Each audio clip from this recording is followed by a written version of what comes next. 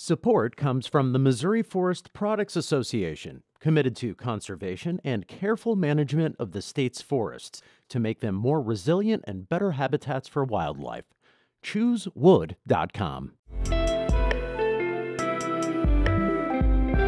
It's Tuesday, March 7th. This is The Gateway. I'm Wayne Pratt. Saxophonist and college student Claire Maue responded to the death of her twin sister by writing an album dedicated to her. I think all but one of the songs I wrote after she passed away. She always supported me so much, so I knew she would want me to keep going with my music. Maue talks more about the inspiration behind the recordings in just a few minutes. Today is the first election in St. Louis involving a board of aldermen with 14 wards. A charter amendment approved in 2012 cut the number of aldermen in half. That's led to 4 races today with incumbents running against each other.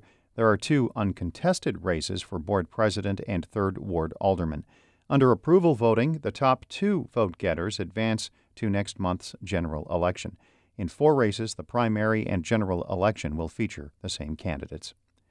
Missouri is one of 3 states pulling out of a bipartisan initiative to tackle voter fraud. Secretary of State Jay Ashcroft says Missouri is leaving the Electronic Registration Information Center. It's a bipartisan effort among states to keep accurate registered voter lists. Ashcroft says a requirement to send mail notices to eligible but unregistered voters is one reason for the decision. Florida and West Virginia yesterday announced similar action. More than 30 states and the District of Columbia are still part of the center. A former St. Louis police sergeant has won $300,000 from the city after alleging a hostile work environment and racial discrimination. St. Louis Public Radio's Rachel Lippman has more on the suit filed by Heather Taylor. Taylor is now the Deputy Director of Public Safety. When she filed the lawsuit in 2017, she was a sergeant with the SLMPD Homicide Unit. A jury last Friday agreed that various department commanders created a hostile work environment for Taylor after she spoke to the media without permission. The lawsuit noted that other white officers who also spoke to the media were not punished for doing so. The jury also found that the city retaliated against Taylor after she called for the resignation of then-Chief Sam Dotson in 2016. At that time, Taylor was the president of the Ethical Society of Police. The organization advocates for officers of color. The settlement is among the largest the city has had to pay out. It will also be responsible for covering Taylor's attorney's fees. I'm Rachel Lippman, St. Louis Public Radio. The Missouri House has passed legislation to put control of the St. Louis Police Department under a state-appointed board. The measure now goes to the Senate, where a committee has already heard a similar bill. St. Louis has controlled its police department for about a decade. The legislation would give that power to a board of commissioners. The governor would appoint 4 members, while St. Louis Mayor Tashara Jones would also serve on that panel. She calls the legislation a slap in the face to voters who approved the ballot measure, allowing St. Louis to regain control of the police department. The bill also includes a $7,000 raise for officers. Some St. Louis County residents with disabilities who use Metro Coloride services may have to find alternate transportation beginning April 10th. Transit system officials say a driver shortage has prompted a reduction in routes. St. Louis Public Radio's Andrea Henderson reports. Metro Transit officials say they're cutting some Coloride routes to help reduce the number of trip denials and phone reservation wait times. In January, Metro denied about 18,000 out of 47,000 Coloride service requests. The transit service didn't have enough drivers to cover the trips. Charles Stewart Jr. is Metro's chief operating officer. This is not something that we feel good about doing, but if we're going to provide the service, we want to make sure that the people that need it the most get it. But advocates for disabled people say the changes limit their independence. Metro officials will hold a 6:30 p.m. meeting today on the changes in the University of Missouri St. Louis Student Center. I'm Andrea Henderson, St. Louis Public Radio. The coach of St. Louis University's chess team has resigned in the wake of sexual assault and misconduct allegations. Grandmaster Alejandro Ramirez has also stepped down as a worker at the St. Louis Chess Club. He was on leave since accusations against him earlier this year by U.S. women's chess champion. A statement from Ramirez says investigations are a distraction for the club. He is denying the allegations. The leader of U.S. Transportation Command at Scott Air Force Base is one of 4 women 4-star generals or admirals. General Jacqueline Van Ovost and her counterparts shared their experiences yesterday as part of a Women's History Month event. St. Louis Public Radio's Will Bauer reports. The women told stories about overcoming male superiors who told them they would fail in their careers. For Van Ovost, it came when she went to flight school. An instructor told her she didn't belong. Originally trained as a pilot of larger cargo planes, she says learning to fly a fighter took some work and the help of her peers. So they worked with me on the side, and I studied hard, put my head down, went out, practiced every time I can, so the next time I flew with or against this person, I was ready to wax him, right? Now Van Ovost leads the transportation arm of the U.S. military.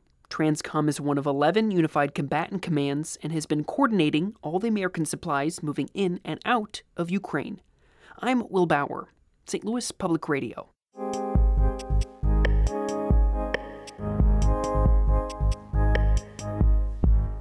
"20-year-old Jefferson College student Claire Maue has dedicated her first album to her twin sister Hannah, who died last year after a drunk driver crashed into her car. From her family's home in Hillsboro, Maue talks about the emotions fueling the recording and what it's like playing songs dedicated to her late sister with their guitarist father, Shane. I think it brought us closer because playing over these songs and, they're all inspired by Hannah, and, he can hear that in the music, and I can hear it in his solos.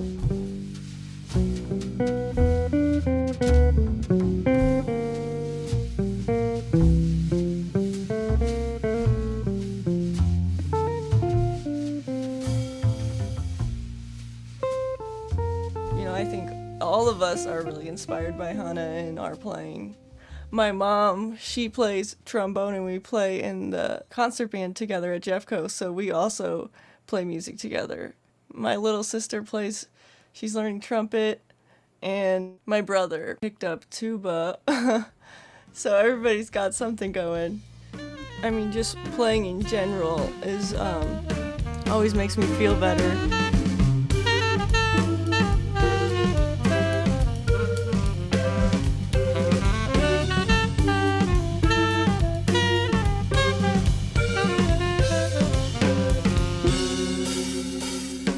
I think all but one of the songs I wrote after she passed away, she always supported me so much, so I knew she would want me to keep going with my music.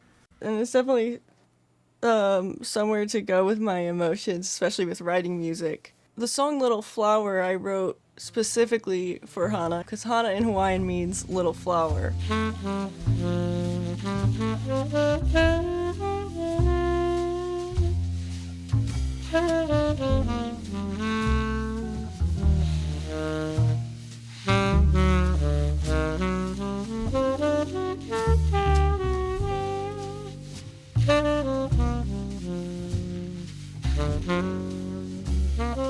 That song it's just a song I wrote for her just to tell her how much I love her, but there's also I miss her a lot, and I think you can hear that in the song as well.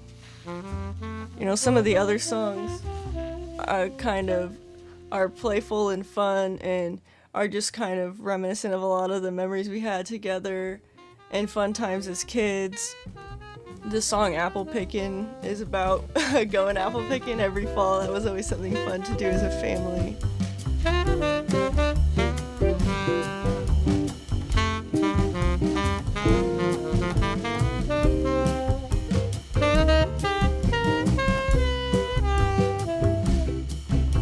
Hang on, I need to let my cat out of my room actually because she keeps meowing at me. The song Black Cat is based off my cat. She's kind of aggressive and standoffish, and I think it's kind of in a protective way, and so I think that's kind of what I'm going for.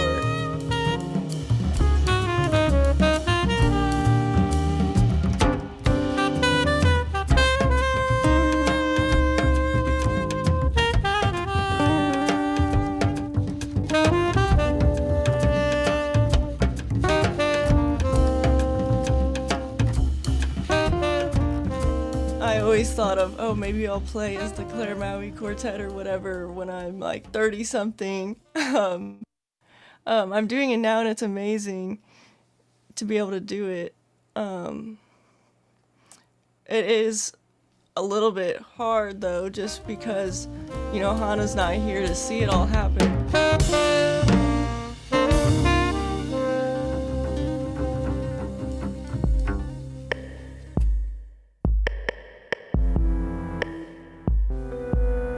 That's Claire Maue, who plays Jazz St. Louis tomorrow. St. Louis Public Radio's Jeremy Goodwin produced that story. Our David Casares was the editor. The Gateway is a production of St. Louis Public Radio, a listener-supported service of the University of Missouri St. Louis. Music by Ryan McNeely of Adult Fur. I'm Wayne Pratt.